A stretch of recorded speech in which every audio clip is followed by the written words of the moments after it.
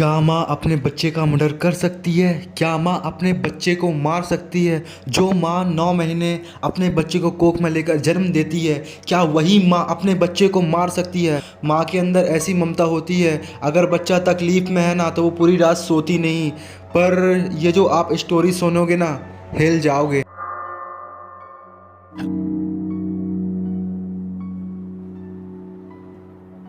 सूचना सेठ कोलकाता, ये वेस्ट बंगाल की रहने वाली थी और ये बचपन से ही बहुत स्मार्ट थी और इसने फिजिक्स में मास्टरी की थी और संस्कृत में भी इसका इंटरेस्ट था और संस्कृत भाषा भी इसने सीखी थी। डाटा साइंस में इसका इंटरेस्ट था। तो गाइस ये आगे की पढ़ाई करने बेंगलोर चली जाती है। आप लोगों को तो पता ही है कि बेंगलोर आईआईटी और स्टार्टअप के लिए कितना फेमस है। डाटा साइंस की नौकरी के बाद एआई की जॉब करने लगती है। जब सूचना एआई की जॉब कर रही थी तो उसकी मुलाकात होती है वेंकट रमन नाम के बंदे से। तो गाइस जो वेंकट रमन है वो भी एक बहुत स्मार्ट था, उसको भी डाटा साइंस और एआई में बहुत इंटरेस्टेड था। तो गैस ये जो वेंकट रमन नाम का बंदा है और सूचना है, इनको साथ में रहते रहते प्यार हो जाता है। तो गैस ये 2010 में ये दोनों शादी कर लेते हैं। शादी के 9 साल बाद बच्चा पैदा होता है जिसका नाम होता है चिन्मय। जब चिन्मय पैदा होता है तो दोनों के बीच आर्गुमेंट होना स्टार्ट हो जाते हैं 2019 में।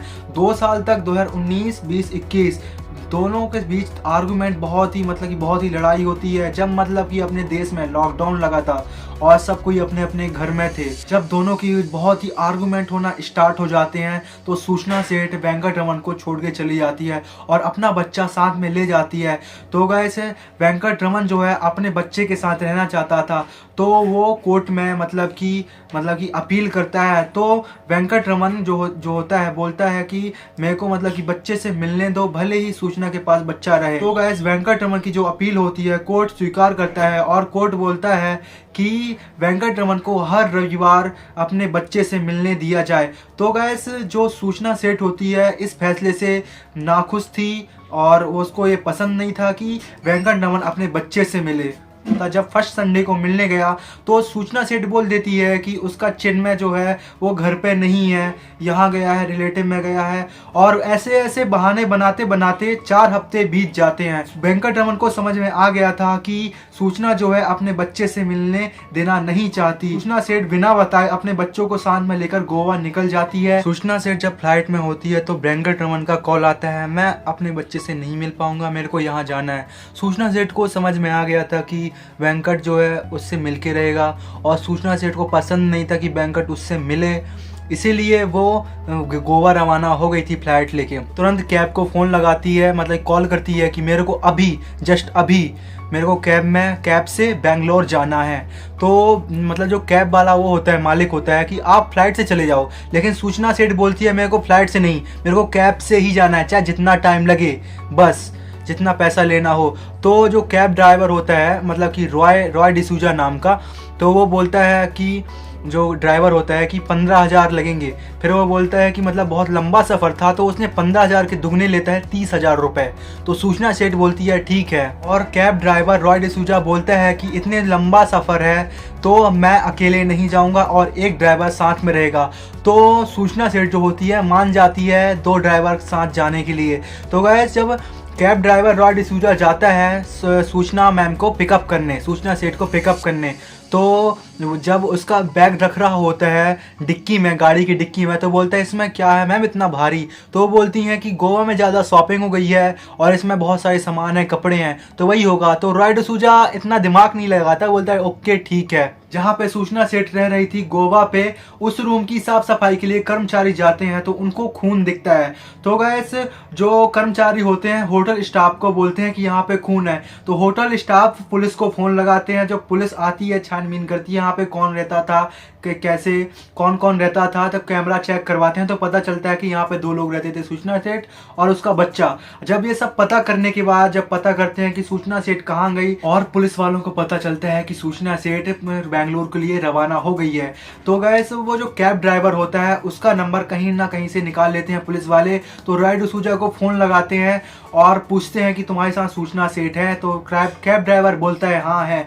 तो उस बोलते हैं पुलिस वाले कि सूचना सेठ को फ़ोन दो। जब सूचना सेठ से पुलिस वाले पूछते हैं कि मतलब कि क्यों यहाँ से निकल गई और तुम्हारे साथ कौन कौन है, तो बोलती है मैं अकेले हूँ। तो पुलिस वाले शौक हो जाते हैं क्योंकि उनके साथ मतलब कि सूचना सेठ के साथ वो बच्चा था 4 साल का सूचना सेठ का। तो पूछता है कि तुम्हारा बच्चा तक कहाँ गया, तो सूचना सेठ बोलती है मैंने अपने बच्चे को रिलेटिव के यहाँ छोड़ आई हूँ, वहीं पे वो एड्रेस बता देती है कि मैं इसके यहाँ छोड़ आई हूँ अपने बच्चे को रिलेटिव के यहाँ। जब वो एड्रेस की छानबीन करते हैं पुलिस वाले, तब उनको पता चलता है कि सूचना सेठ झूठ बोल रही है। तब फिर दोबारा कैब ड्राइवर को फोन लगाते हैं और दूसरी लैंग्वेज में बात करते हैं, कोंकणी भाषा में बात करते हैं कैब ड्राइवर और पुलिस वाले, जिससे सूचना सेठ को समझ में नहीं आता कि कौन सी भाषा में बात कर रहे हैं। और जब पुलिस वाले बोलते हैं कि कैब को पास के मतलब कि जहाँ पे पास का स्टेशन हो, पुलिस स्टेशन हो, वहाँ पे ले जाओ, तब कैब ड्राइवर पास के पुलिस स्टेशन ले जाता है और वो कैब ड्राइवर बोलता है कि मेरे को काम है, अभी मैं आ रहा हूँ अंदर से। तो पुलिस वाले को फ़ोन लगाता है और सब फिर पुलिस वाले आते हैं तो गाड़ी को चेक करते हैं, उसके सामान को चेक करते हैं। जब उसके सूटकेस को चेक किया जाता है मतलब कि ट्रॉली बैग को, तो उसके अंदर सामान निकलते हैं, कपड़ा निकलता है, खिलौने निकलते हैं और उसके साथ 4 साल के बच्चे की लाश निकलती है। जब सूचना सेठ से पूछा जाता है कि बच्चे की मौत कैसे हुई, तो सूचना सेठ बोल देती है कि जब मैं सुबह उठती हूँ तो बच्चा मरा हुआ होता है।